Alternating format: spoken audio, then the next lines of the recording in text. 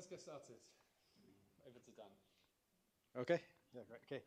Well, first of all, again, thanks for everyone for coming along tonight. It's been great to see everyone. I mean, I know this is not my event, but hey. So I just want to introduce everyone. I know you already know who they are, but I thought I'd just kind of do a quick little rundown. So in the middle, we've got James. He obviously runs this event, but he's also the engineering team lead at Laravel. And he's currently in his 6th year at the business. He works on Forge and Envoya, as well as managing the teams that work on them. So Ryan there. So when he's not doing that, when he's not basically making our development lives easier, he's working on a number of his side projects. So you've got Cache, you've got Check Mango, the Laravel Artisan Cheat Sheet, and he also hosts the Happy Dev podcast as well. So if you haven't checked that out, I do recommend go and have a listen. Next up, we have David. Obviously, he gave a talk today. He's the head of design at Laravel. He's also the chief design officer over at Terminal, the coffee company, if you know. And he's also, I mean, I don't even know how to put it into words, but yeah, he really did a dirty on Laravel when he went to play for Terminal in the basketball game at Laracon EU, and yeah, he really lost some brownie points on that game. Terminal won that game. And then lastly, we have Ryan there. Obviously, he's one of the latest starters. I think he's just a couple of days old. 3 days. There you go, yeah. There we go. Is it what, sorry? The bleeding edge. Yeah. That's it, yeah, that's it. That's good. Yeah, it's got a ring to it. So when he's not obviously working on Laravel, you can find him. He does some work on this thing called PXP. And when he's not doing that, you might spot him in the background of Towie. He likes to hang around at the bars and clubs that they're at, so you might spot him there. Is that true? I don't know. No. Okay. It's purely because I'm domestic. Yeah. He also knows a lot about Towie. I wish it was true. Yeah, he does know a lot about Towie. Okay, sorry. Just gonna get the. So we've got a bunch of questions that. Okay. That didn't work. Okay. Yeah, we've got a bunch of questions that have been submitted already. And I know James put a QR code up for any more, but also if anyone has any questions they want to kind of ask, just do put your hands up and we'll kind of grab you. So the first question, what first got you, what first got you into Laravel? Okay, so I used to be software development manager at a travel company, and we had an existing CRM and CMS and lots of other 3-letter acronyms that were all written in PHP, but it was very procedural, and we had HTML in PHP and PHP in HTML, and it was a horrible mess. So we ended up rewriting that system, and I was like, let's do a framework, let's use a framework rather than making one. And I was having a look around at Symfony, CodeIgniter, various other ones. I came across Laravel for the first time. This was 2014 and end of 2013. And I looked at the Laravel documentation. I read through like models and controllers, and I was like, okay, that's it. We're using Laravel. I created a proof of concept in like a day, like bookings and quotes, and the whole thing just fit together so perfectly. And looking back, that was terrible, terrible code. And like I think that project is still on Laravel 4 because it was just so poorly written, yet it did it so well at the same time. And it was just the whole documentation experience and everything with it was so good. It just stuck with me. Yeah, I agree on that. Ryan, what kind of brought you into the... How close do I need to hold this to my mouth? Fine, yeah. I think it wasn't even one of the first programming things I did. I think I did it as a kid, like making mods for games and like nerdy sort of stuff back then. Yeah, sorry, I should point out Ryan's like super young. So yeah, when he says kid, there is that. You know what I mean? Yeah, he's really young. So then I sort of transitioned into websites and stuff. I think my first version was probably barely 4.2, so maybe sort of 10, 11 years ago. 2015, I think 5 came out. So, yeah, around then, I was like still in school. just messing around with stuff. Yeah, that's basically it. Cool. I mean, I guess it's different for you, David, being a designer. But like, what? Okay, so No, I can answer. yeah, okay, yeah. I can code. No, I can't at all. So I started using Laravel in, I think it's 2019 or 2020. And so I've always like dabbled in code, just making like websites, just HTML, CSS. Yeah, I can do that. As soon as it gets to JavaScript and PHP, I just like can copy and paste from the internet basically and make sense of it. And I came from WordPress because I could just hack sites together in WordPress and figured out advanced custom post types and plugins and stuff. And I was like, oh my god, I can add stuff to databases and then show it on a screen. This is amazing. In 2020, I had an idea for an app. And then I started to tweet about it. I started a thread. It's like the pinned tweet, I think. And for 700 and something days in a row, I just committed myself to learning Laravel. I hired a developer in Morocco called Abdel. He's amazing. And we used to pair on Tuple, and he showed me Laravel, and I just tried to get my head around it. He started me off with writing tests first. I was just like, I didn't even know PHP, and I'm writing tests. And I was like, I don't know what the hell is happening right now. But I did that for like 700 odd days in a row. Never shipped the actual product I was working on because it was just like that. I said to someone before, Rob, had that scene in The Matrix where like I know Kung Fu. I was like, oh my God, I know how to make a model. I know how to make a controller. I know how to write a test. And I was like, if I can do that, I can do this. And I just got too carried away with features, making custom domains for the app. Didn't even have any customers, and I'm writing custom domains, and it was working. Anyway, yeah, that's what I did. And then never actually shipped it. And then one day just stopped tweeting and stopped doing it, and then never went back to it. I still think about it. Nice. So you kind of touched on it earlier on, James, after my talk.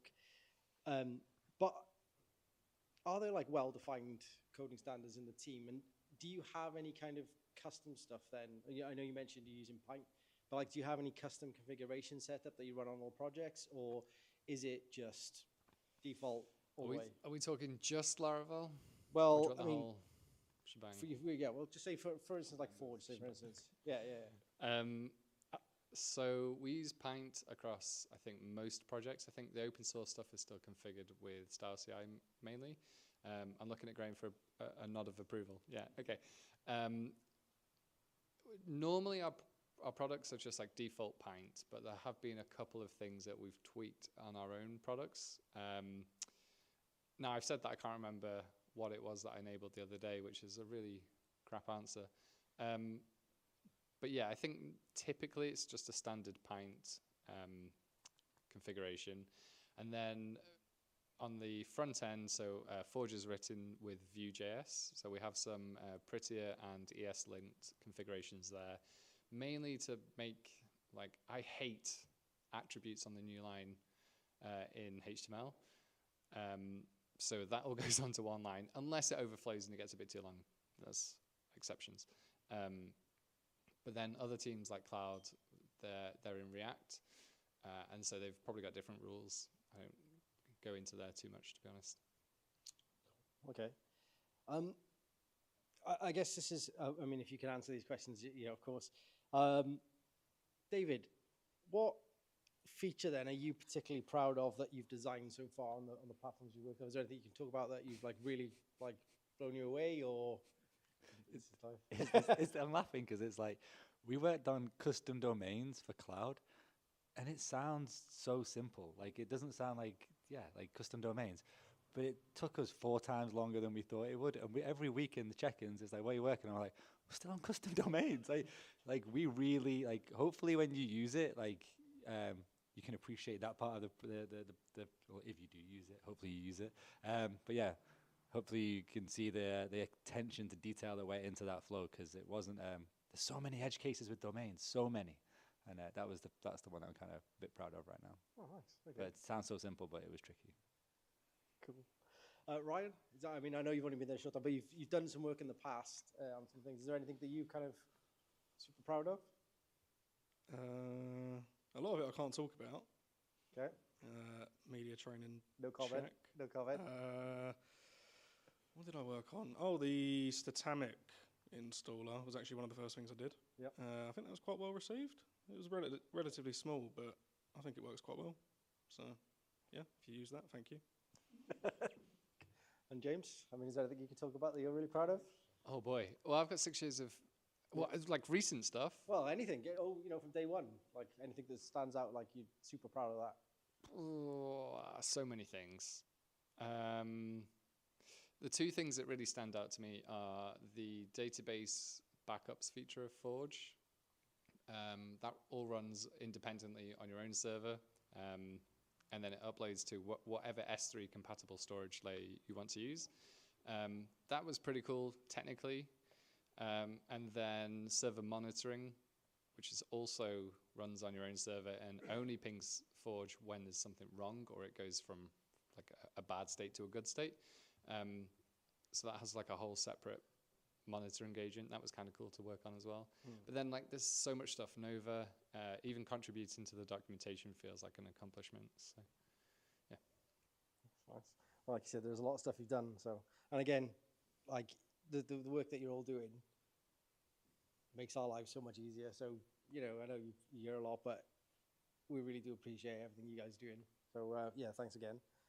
I'd be interested to know, like, is there anyone in the kind of tech space right now, or that you're kind of watching, following along, kind of someone you think is kind of upcoming, someone who people should know about, like doing really good things? We always like to try and shout out, someone in the community who's doing some really great stuff. Yeah, there's this one young guy called Nuno who's doing a lot of good things. You should look out for him. Yeah. Yeah, I heard he's streaming now, so you should follow the stream. Anyone? Have you, I mean, there are people. I just can't remember any names off the top of my head.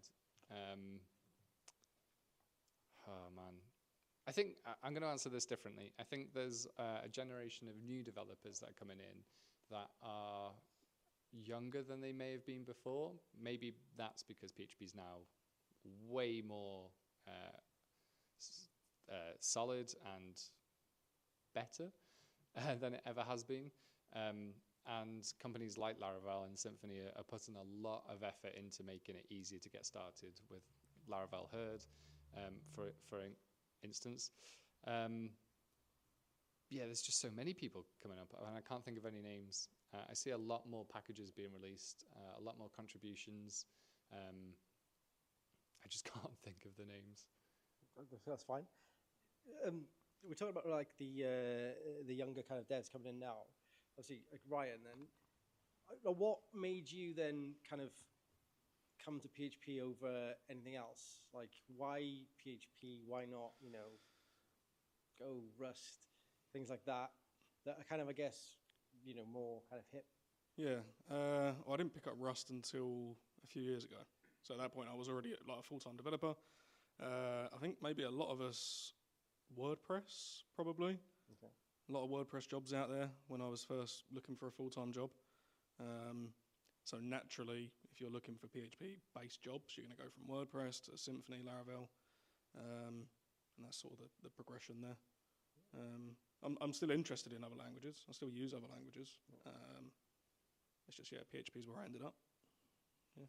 And I guess this is two or three of you then. Is there anything that you think that PHP could do more than to kind of get more of that kind of market share?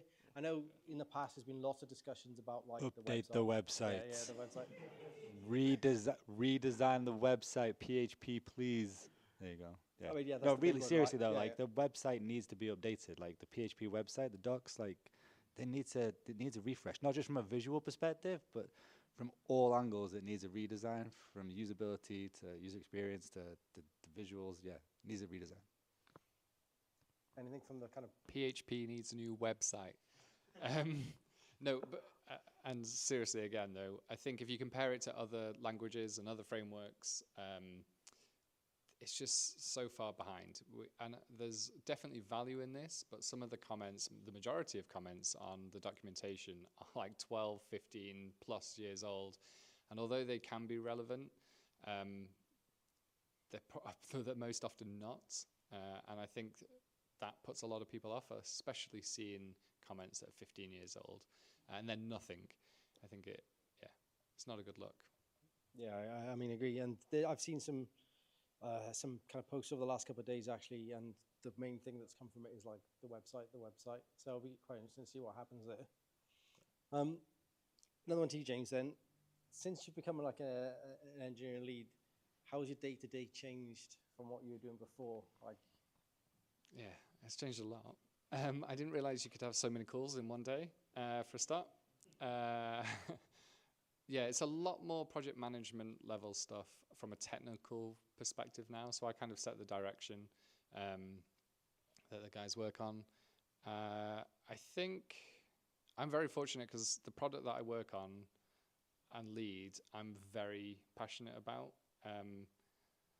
I think I've got a good vision of what customers want and need as a customer myself, and a customer for many years. So I kind of have all these ideas and just kind of see myself as a term that I heard earlier was force multiplier.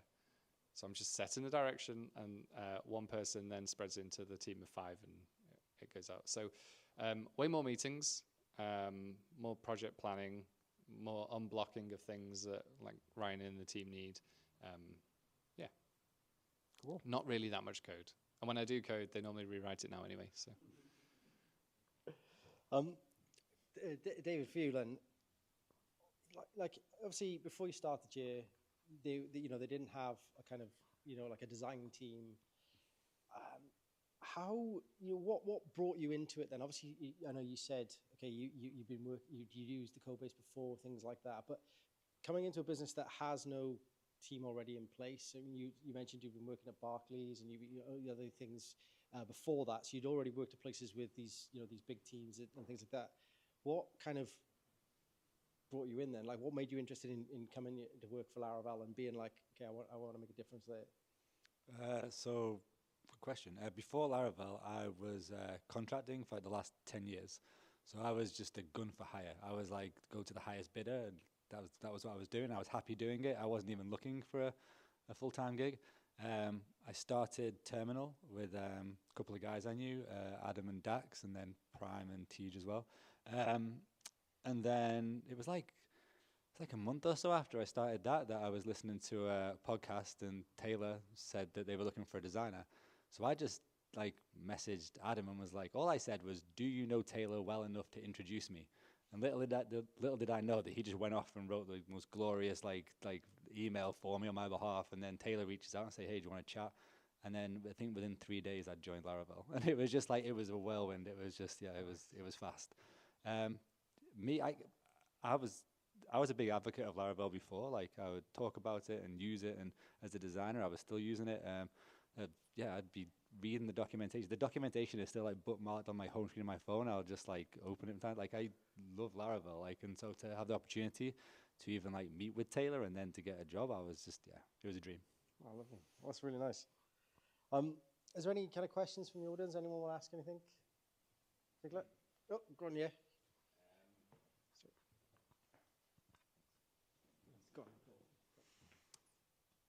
So, question for James about Forge. Yep. So, is there any teasers/features that you're willing to share with us that you're interested/excited in bringing to us all Forge customers in the next year or so? Yes. There is a lot. We have heard your feedback. This is such the PR response, I'm afraid. But we have heard your feedback, and we are working on it right now. We should have something more to say in the summer. All I can say is, hold on tight. If I can just ask a quick follow-up. With the new release of Cloud coming, with Vapor and stuff, how do you feel Forge fits in kind of the ecosystem as a whole now there are more options for developers? That's a very good question, and I get asked that a lot, which means that we're not doing a very good job yet of explaining the differences. So Laravel has like 3 main deployment platforms. One is Forge, which is a server provisioning and then like deployment platform. You bring your own server, or you can connect it to DigitalOcean, Vultr, those kind of people. Then we have Vapor, which is like scaling built on AWS. So you bring your Amazon account, but then we handle all of the infrastructure setup from Lambda to RDS and that kind of thing. And then we have cloud, which is like the next level of both of those, where we host the infrastructure, we manage all of the deployments, the scaling, and that kind of thing. So it's very quick to get started. There are very good reasons for using each and every one of those. And we often see, for instance, it's too early to really comment on cloud at the moment, but we often see people using both Vapor and Forge in combination with each other. I think cloud is very, very exciting, especially seeing how far the team have come in such a short amount of time. But there is still, and as good as cloud is, there is still very much a reason to use Forge and Vapor. And I think it's important, because there is concern as well that Forge is not going to be maintained anymore. That couldn't be further from the truth. There's 6 people working on Forge every single day, myself and Ryan are included in that. And we have a lot of new features lined up. And Vapor is like a really good partner for Forge at the moment if you want to handle like scalability, but also then the reliability of costs in certain areas. And I am excited to see where cloud kind of fits into that whole puzzle as it gets closer to release. I hope that answers the question. Okay. Very political answer that was, James. Politically correct, though. I think like it really they're all pieces of a puzzle, and Laravel is in a really unique position where we have 3 platforms that on paper all do the exact same thing, but actually offer very different reasons and solutions to the same problem. So really, to come back to earlier, it depends what you want to do as to what platform you should use. And I think as cloud and Forge progress and evolve, Laravel will do a much better job of taking you down the journey that you need to go on. Because ultimately we don't care. So long as you can get your application and your infrastructure set up and deployed in the way that you need it to be, it's your choice. I think I'm allowed to say this. I'm going to add something to that. And obviously Laravel before had 0 designers. Now there are 4, and we've just hired 1 to work specifically on Forge. So for the first time ever, it's got its first designer. So, and that's not just to make things look better, like I keep saying, it's to improve the way it works. So, like we're definitely investing in Forge, and it's to have a full dedicated designer for Forge is it means we're really focused on it. Any other questions from the audience? Anyone else?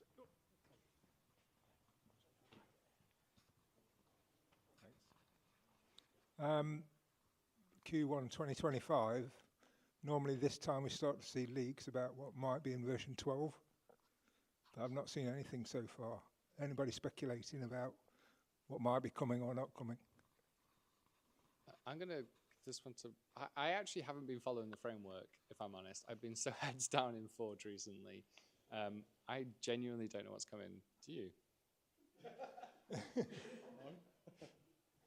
That look was like, ask me afterwards. If he did know, is he allowed to say? Oh, Yeah, I mean, it's open source. Yeah, I don't actually think there's anything major right now that I can... I honestly can't think. Do you know? I mean, no, when I spoke to Taylor, I think Taylor said that he's, right now it's in a really good spot. I might be completely making this conversation up, but I'm pretty sure he said right now it's in a really good spot, and there's so many other things going on right now at Laravel with there's no major updates to the framework. But I could be completely wrong because I'm a designer and don't trust me. Can I flip the question around though? Are you expecting something? Well, it follows an advertised pattern. It follows an advertised pattern. You know, and I checked before I asked the question. It still says Laravel 12 Q1 2025. Sorry, so Laravel 12 is definitely coming out. It is coming out. It is coming out. A medium article of the new features. Improved performance and scalability. Thanks, Graham. Streamlined dependency injection. Enhanced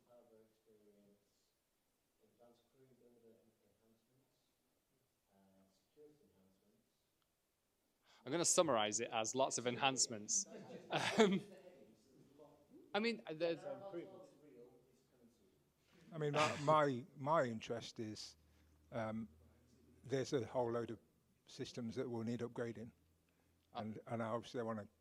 got you, right. I mean, there'll always be improvements. I think Laravel generally is very solid now, and the work that we've been doing is to improve in other areas, I think. But enhancements are coming, so. Isn't that just an AI generated article? And somebody gone, well, it's going to happen, and people are going to do things. I'm just going to Actually, if anyone knows, Graham, do you know what's going on? Yeah, PHP 8.4, I guess. Yeah, yeah. Yeah.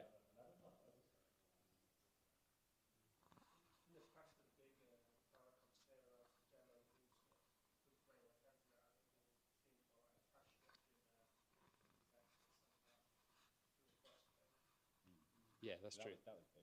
Yeah. True. I just haven't been. There's a channel for the framework, and I haven't been listening to it. Although that's good because I'm not leaking anything. Sorry. Is it? Have we got time for more? Or is it- yeah. I think so. Yeah. I got one for Ryan, being the newest member of the team, or one of the newest. What are you really looking forward to doing? You know what? I mean, Be generic. yeah.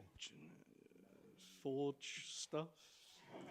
Come on, there's got to be something like was there something that that bugged you about Forge that now you're there that you're going to be able to fix?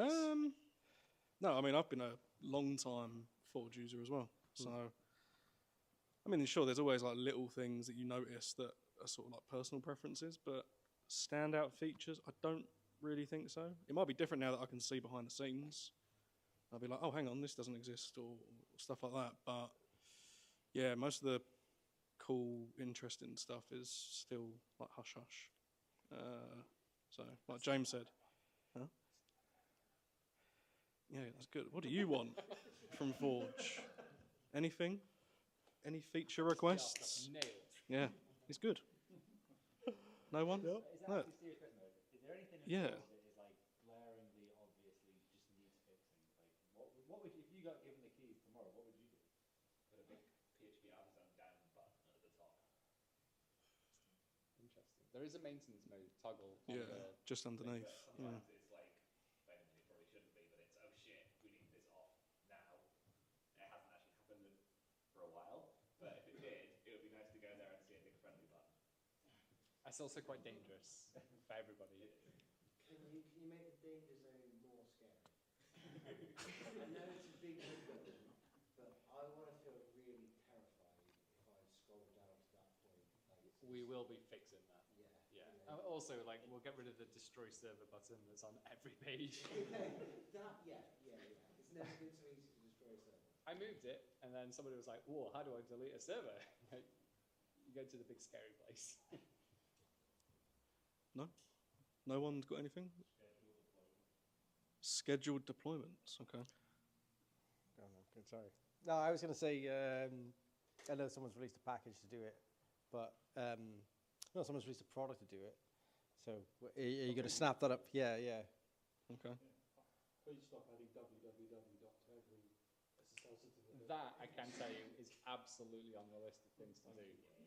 It will be configurable, because that is a nightmare. It's not on the list, but it is on the list now. It's your first task, Ryan. Yeah. First. What have I Okay, been sorry. doing for the last few Yeah, days? sorry, yeah. No one else. I'm interested. Sorry, just finish my Forge. Has anyone here had access to cloud yet? Anyone played with cloud? Yeah. Anyone else? Anyone? No.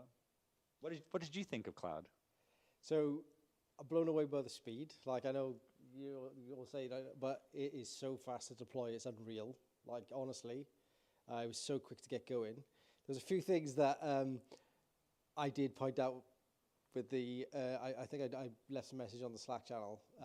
I missed a load of the notifications because they were on my big screen. They were right at the bottom, and I couldn't see them, like, because I was concentrating up on the top where I was doing stuff. The toast, like the Yeah, the toast notifications. Yeah, so I was doing actions or thinking actions were happening, and I was like, why isn't it doing anything? And then I realized when I looked down, oh, okay, How big is your monitor? it's a 5K. 5K Okay, monitor, okay. yeah. Two studio displays. But when when I'm looking at the top here, Jump 24. no. And then, like I said, like some of the finer, like the little details that you pop it. And say, oh, okay. I was thinking, okay, well, how do I do this? Oh, it's already done for me. I don't have to worry about that. The little things that are coming out, like the environment variables, the way that they show hide things, and just there's some really nice little touches. I love again, I know go back to the speed, but we had a project that we were just playing around with, and we just wanted to get up to have a look what it looked like. And literally, I think it took me from getting GitHub set up, there was an issue there which was sorted out, to getting it deployed out the door, like it was less than a minute, and that was going through the initial bits, and then the deployment boomed like 21 seconds, something like less than that. Like we're talking super fast times. Everything's there that you need, and I know there's like literally every week there's an update in the Slack channel saying, okay, we've released all load of this stuff, we've got all of this stuff coming out, we've got all this stuff. So honestly, like when it comes out and you can all like play around with it and use it for things, it is like the missing step for me. Like we use Forge, we use Envoya, and we love those tools. We do. They're like super cool. We use AWS a lot on our own with Terraform, so we do a lot of that stuff manually ourselves. But like for spinning things up to show clients, like we can literally do it in seconds and not like have to worry about a lot of the things that okay, is Alex free to do this at the moment? No. Well, Lee can just log in and just get it going. It's literally so simple. And yeah, like the work that must have gone into making that simple, because I know it's not easy, making that look as nice and as simple as it is just, yeah, this is tremendous. So I know like Joe and that have been doing so much hard work there. But yeah, like I know you mentioned, but like everyone of the team should be really proud of what they're doing, like with that project. Particularly, yeah. I think a lot of the credit goes to the back end guys. Like, I mean, the front end, yeah, hopefully that looks great and works great, and as you expect it, and it's going to even get better and better over time. But some of the magic that these guys work in the background, honestly, it's so complicated. I mean, yeah, doesn't take much to complicate my mind, but like it's really impressive stuff. Yeah. So yeah, like I know they're opening up more the next couple of weeks, I think, and they're opening it up again to more people. Mm-hmm. If you get a chance, like I said, if you do get a chance to check it out, go and sign up and have a play around. Like really, really good. We can't say any. We're not saying any dates, are we? But it's not far away.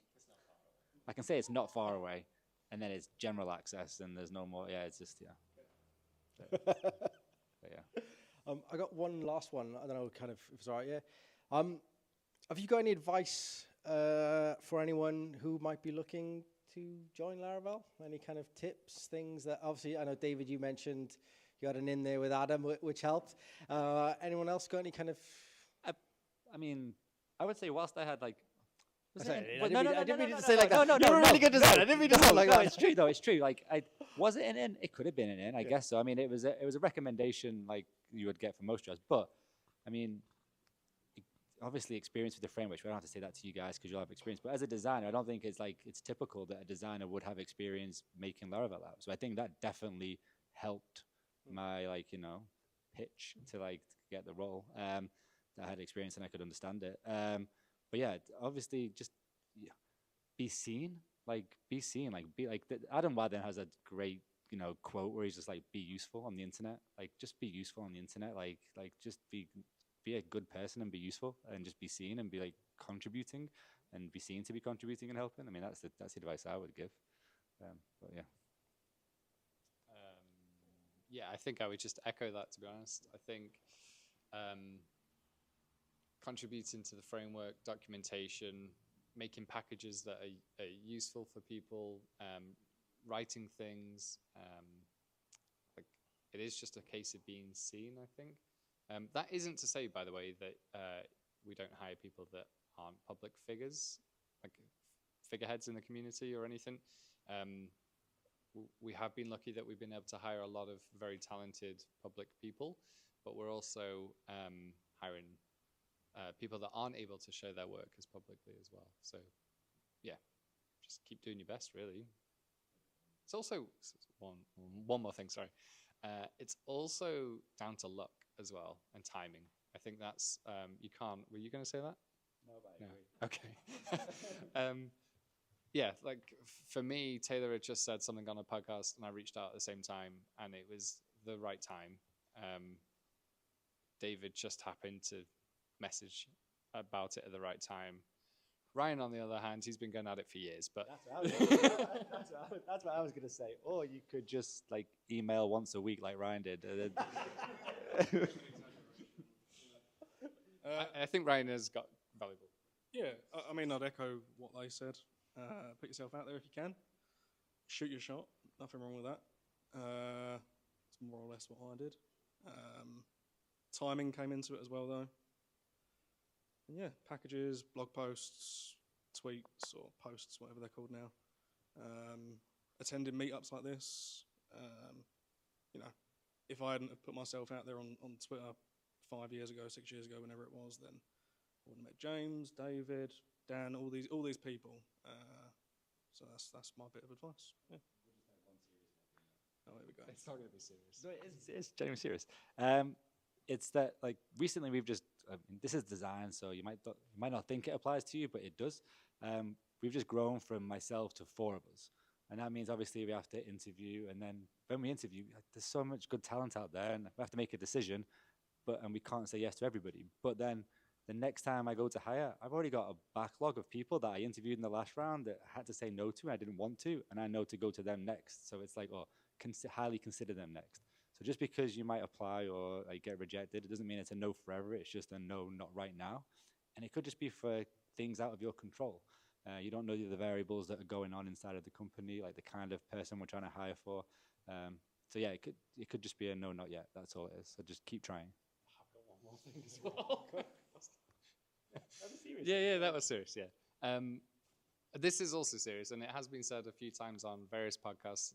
If you listen to like the business of Laravel or mostly technical, those kind of things, when you apply for jobs, please read the forms that you're filling in. There are so many people that have probably missed out on such amazing opportunities because they couldn't read the form and fill it in. And honestly, like we've been in such a ridiculously fortunate position at Laravel where we've had some of the most amazing, talented developers applying. And then we might have missed them because they filled the form in wrong. And you're like, well, I guess that's a spam one, or you can't fill in forms, so how are you going to do like a ticket or a pull request or something? And like when you're getting so many people, and we're talking hundreds and over thousands of people applying for things, like you do have to whittle it down. And so if a field is empty or you've put your name in something and you like cover letter doesn't apply, it applies. So yeah, just take the time to actually put it together a really good cover letter and read it. There's no rush. Yeah, that has definitely cost people opportunity. Cool. I guess, yeah, should we call it time? Yeah. Yeah. So, well, thanks everyone, and I'm going to give a round of applause to the team.